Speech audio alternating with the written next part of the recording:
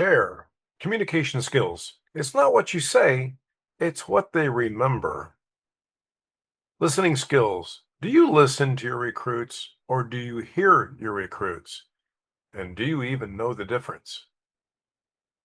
Communication begins with active listening skills. Do you actively listen or are you thinking of your reply before they're even finished speaking? Does every time you hear an idea, it sounds like the first time you've heard it, but it's been said over and over for months or years? When you meet someone new, do you remember their name 5 minutes after leaving them?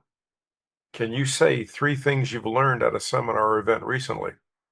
Can you demonstrate how you've implemented those three things recently?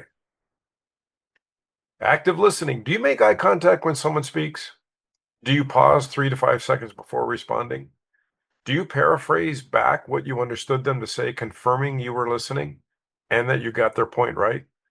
Do you respond with short, concise answers, or are you long winded and go off on tangents of other topics as well?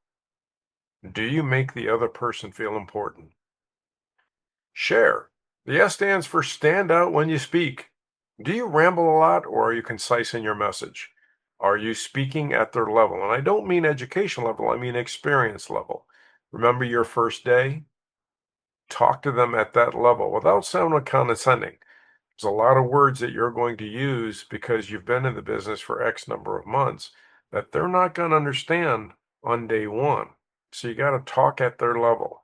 Does your audience make eye contact when you speak, or are they looking around? If they're not making eye contact, you have not captured their attention. The H stands for highlight what's important. Again, are you concise or do you ramble? If you were to record your message and play it back in a week, would you even know what you were talking about? Use key words to make your point, not to be confused with big words.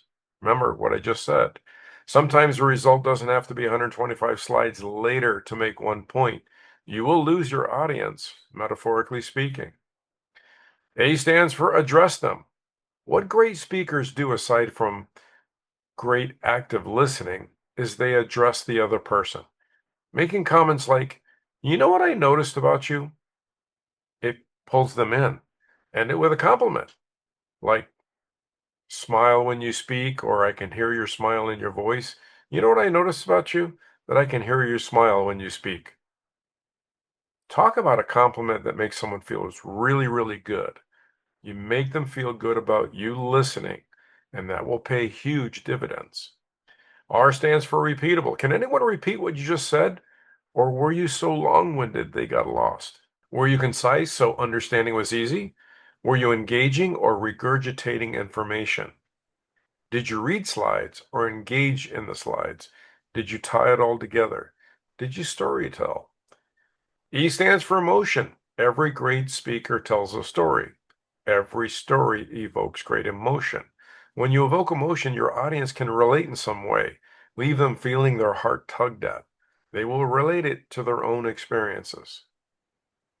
Like with any training, you got to use it. Don't be the person that reacts every time they hear something and act like it's the first time it was ever spoken. It means you're not listening. It means you're not utilizing anything that you learned or was taught. And that's why every single time you act like it's the first time you hear it. Repeat it back.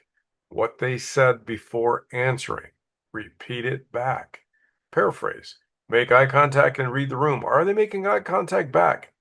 Again, if they're not, you probably lost them. Make it relevant with emotion. Rinse and repeat. Great leaders are great listeners. Great listeners know how to tell a story, evoke emotion, and pull them in. Practice this. You will build large teams with this simple ability. Trust me.